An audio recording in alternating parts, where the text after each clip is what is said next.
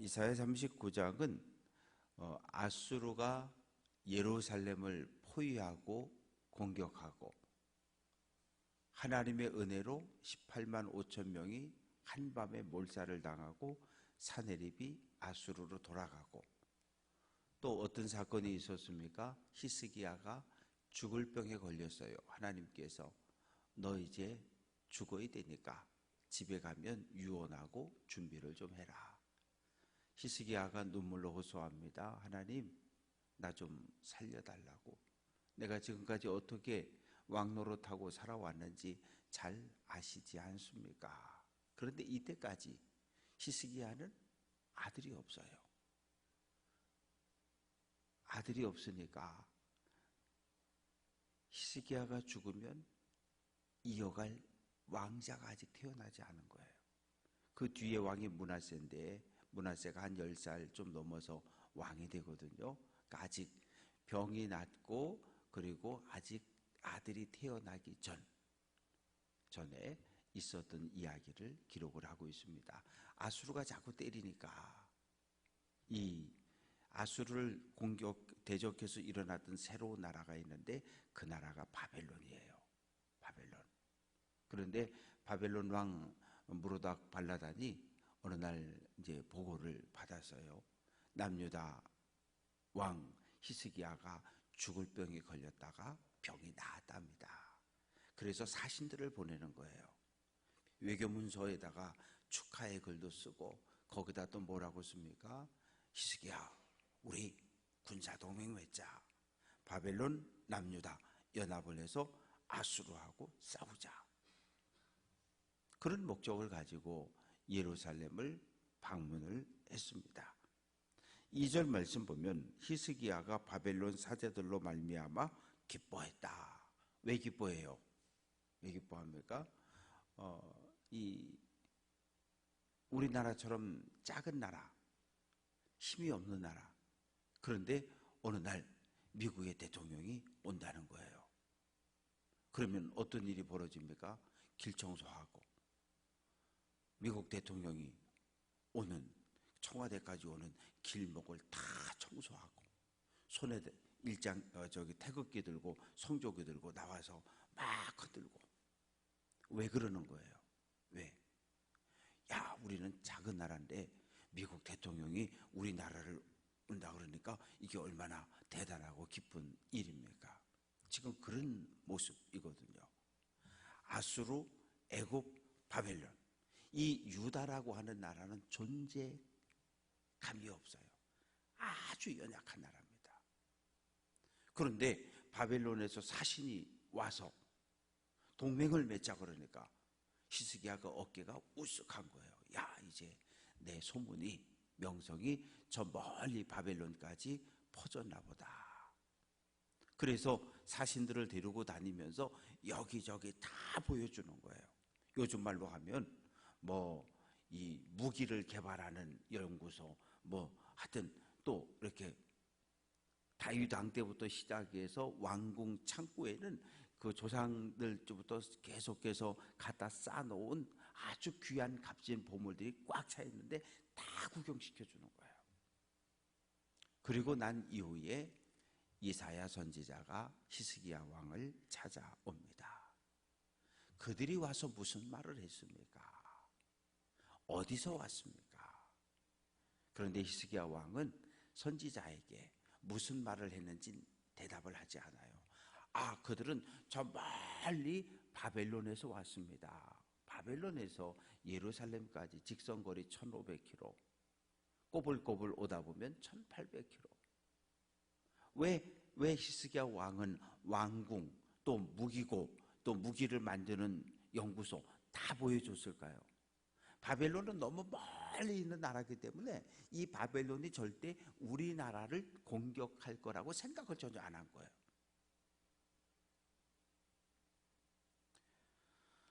그래서 4절 말씀 보면 히스기야가 이야기합니다.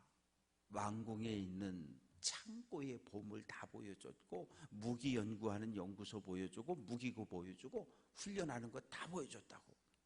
그러자 5절 말씀 보면 이사야가 왕에게 이야기합니다.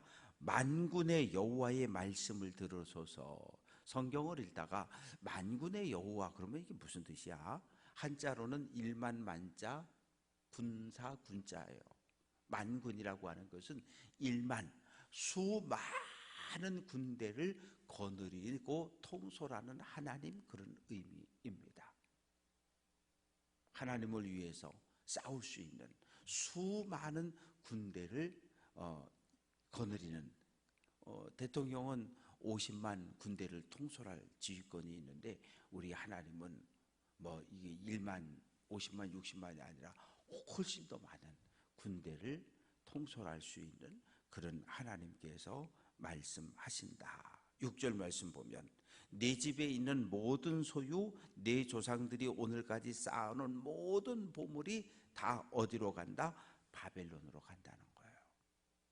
그런데 실제로 역사 속에서 바벨론에게 4번 공격을 당합니다.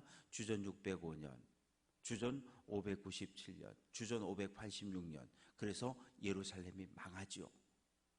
그리고 583년에 어떤 일이 벌어지냐 하면 유대인들이 들고 일어나서 총독 그달랴를 암살합니다.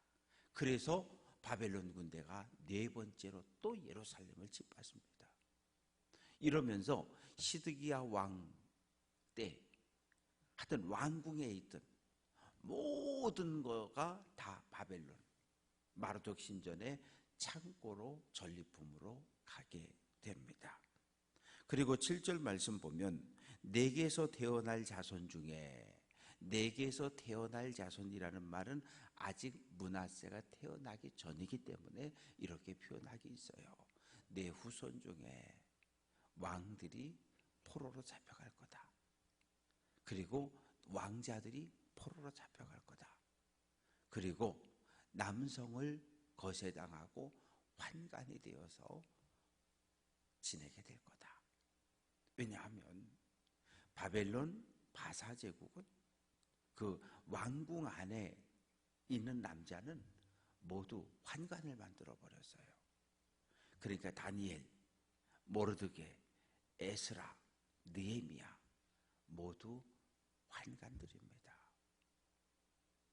환관이 되지 않고는 바벨론 제국에서, 바사 제국에서 고위직에 올라갈 수가 없었어요. 이것이 나라가 힘이 없고 나라가 망한 결과 백성이 당하는 고통과 아픔들입니다. 그러자 히스기야가 말합니다. 8절 여호와의 말씀이 좋소이다. 이건 두 가지 의미로 해석이 돼요. 이것을 만약에 긍정적으로 받아들이면 하나님의 결정은 다 옳습니다. 그런 의미가 됩니다. 또 부정적으로 해석을 해보면 좋다.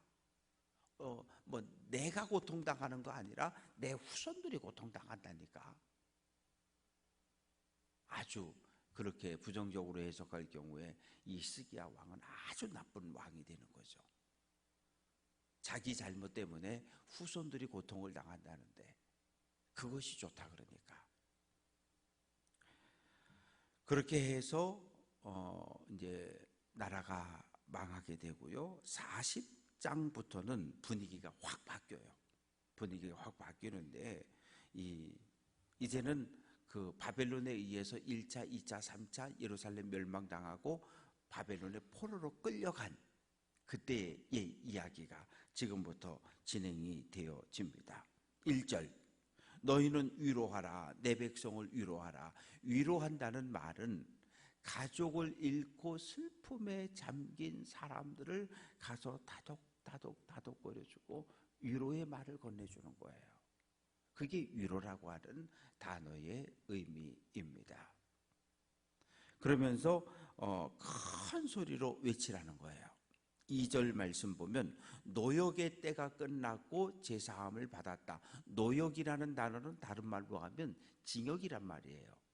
하나님의 법정에서 하나님 말씀에 불순종한 남유다 백성들에게 하나님께서 징역 70년을 때리셨어요.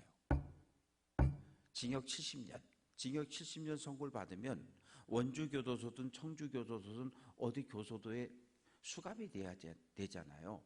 징역 70년형을 받고 구치소는 바벨론 땅 가서 70년을 거기서 살다가 이제 70년이 찼다는 이야기예요. 노역의 때가 끝났고 죄악이 사함을 받았다. 징역 10년 때렸어요. 그러면 교도소 들어가서 10년 딱 지나면 회개했습니까? 안 했습니까? 묻지도 따지지도 않고 그냥 풀어주는 거잖아요. 그러니까 하나님의 법정에서 이스라엘에게 내린 징역 70년의 형기가 끝나서 이제 바벨론에서 어디로? 예루살렘으로 돌아오게 된 거예요. 바벨론 제국을 바사 제국이 무너뜨렸고 바사 제국의 고레스 왕이 칙령을 내리는데 전쟁에 져서 포로로 끌려온 모든 유대인들은 예루살렘으로 돌아가라. 가서 너희 하나님을 예배할 성전을 건축하라. 성전 건축에 들어가는 모든 돈은 바사 왕실에서 내겠다. 대신 너희는 매일매일 너희가 믿는 하나님께 제물을 바치고 바사 제국의 왕과 왕자들을 위하여 기도해라. 그런 조건을 걸어서 돌려보냅니다. 그래서 3절부터 이어지는 말씀을 보면 이제 돌아옵니다. 3절 외치는 자의 소리여 이르되 너희는 광야에서 여호와의 길을 예비하라. 사막에서 우리 하나님의 대로를 평탄하게 하라. 골짜기마다 도두어지고 산마다 언덕마다 낮아지고 고르지 아니한 곳이 평탄하게 되고 험한 곳이 평지가 된다. 평창에서 목회할 때 이 가을 추석을 앞두면 아무리 바빠도 동네 사람들이 길 부욕을 해요. 그때는 이 도로가 전부 흙이기 때문에 여름 장마 비에 이 도로가 다 파여 있어요. 그러면 이 추석 명절에 자손들이 고향에 돌아오는데 길이 불편하니까 하루 온 동네 사람들이 다 나와서 삽 들고서 다 거길 메우는 거예요. 그래서 길을 편편하게 만들어줘요. 그러면 모처럼 고향에 오는 자녀손들이 안전하게 왔다가 갈 수 있도록. 고대 근동에서는 왕들이 어디를 간다 그러면 사신이 왕이 지나가는 길목에 있는 모든 성읍에 달려가서 왕의 마차가 편안하게 달려갈 수 있도록 움푹 꺼진 데는 메우고 불쑥 올라온 데는 깎고 이래서 길을 평탄하게 만듭니다. 그 이야기예요. 그래서 바벨론에 가서 징역 70년 살고 돌아오는 남유다 하나님의 백성들이 광야와 사막을 걸어와야 되는데 그 길의 대로를 평탄하게 낸다는 거예요. 누가? 하나님께서. 왜? 하나님의 백성이 평안하게 돌아올 수 있도록. 그래서 5절 말씀 보면 여호와의 영광이 나타나고 모든 육체가 그것을 함께 목격하게 될 거다. 그래서 에스라가 돌아오고 느헤미야가 돌아오는데 보통 올 때 뭐라고 고백을 합니까? 석 달 열흘 걸렸다 그래요. 100일 동안 걸어왔다 그래요. 왜? 1500에서 1800km 100일 동안을 걸어오는 거예요. 100일 동안을 하루에 한 20km씩 걸어오면 그렇게 그쯤 되겠죠. 걸어오는데 하나님께서 함께 해주셨다는 거예요. 왜냐하면 여러 나라를 거쳐와야 되고 짐승떼가 달려들고 도둑놈들이 달려들고 그걸 포로로 끌려갈 땐 바벨론 군대가 앞뒤에서 지켜줬는데 돌아오는 길은 스스로 돌아와야 되는 거거든요. 그래서 하나님의 돌봄과 인도 가운데 예루살렘까지 돌아오게 됐습니다. 이제 6절부터 이어지는 그 11절까지 말씀 속에는 이제 복된 소식에 대해서 외치고 있는데 외쳐라. 무엇이라고 외칩니까? 모든 육체는 풀이요 그 모든 아름다움은 들의 꽃과 같다. 풀이 마르고 꽃이 시들면 여호와의 기운이 그 위에 불어오기 때문이다. 이건 뭘 생각하면 되냐 하면 10월 11월에 이른 비가 내리고 2월, 3월에 늦은 비가 내려요. 그러면 이른 비가 내리고 늦은 비가 내리면 어떤 일이 벌어지냐 하면 그 아무것도 없는 사막 광야에 갑자기 비가 쫙 내리면 싹들이 쫙 피고 꽃들이 쫙 펴요. 그런데 어느 날 아라비아 사막에서 동풍이 불어오는데 동풍은 뜨거운 열을 가진 열풍입니다. 48시간 이틀 동안만 계속해서 뜨거운 바람이 불어오면 이 아름답게 피었던 꽃들이 전부 시들시들 말라 죽어요. 그 이야기하는 거예요. 꽃도 마르고 풀도 시드는데 하나님의 말씀은 영원히 변하지 않는다. 그러니 이제 너희는 외쳐라. 9절 아름다운 소식을 시온에 전하라. 우리가 저쪽에도 가면은 망대가 있잖아요. 망대. 그 뭐 하던 거예요? 옛날에 춘천시내 어디 불났나 안 났나 올라가서 감시하던 곳이잖아요. 그리고 거기서 어디 불났다 그러면 방송도 하고 앵하기도 하고, 뭔가 이렇게 급한 소식을 전하려면 낮은 데가 아니라 가능하면 높은 데로 올라가야 돼요. 그래야 거기에서 전달을 해야 멀리까지 퍼져갈 수 있잖아요. 높은 산에 올라가서 모든 사람들이 들을 수 있도록 큰 소리로 외쳐라. 하나님이 우리와 함께 하신다. 하나님의 은혜로 하나님의 백성들이 돌아오고 있다고 구원의 소식을, 귀환의 소식을 큰 소리로 외쳐라. 하나님께서 우리와 함께 하신다. 하나님 우리 민족을 사랑하신다. 큰 소리로 외치라고 말합니다. 그러면서 하나님은 목자같이, 하나님이 선한 목자가 되어서 양떼, 어린 양, 그리고 새끼를 낳은 암컷들, 누구예요? 돌아오는 포로들입니다.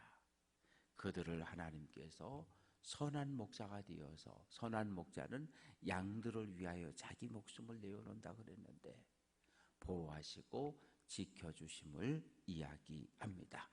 바라고 소망하는 것은 오늘 한 날 하나님의 말씀을, 또 예수님을 우리 마음 중심에 모시고 믿음의 길을 잘 달려가시기를 바라고, 오늘 여선교회 중심에서 고석정하고 철원 장흥교회를 방문하고 돌아올 텐데 가는 길 오는 길 모두 평안할 수 있도록 기도해 주시기를 부탁을 드립니다. 기도합니다.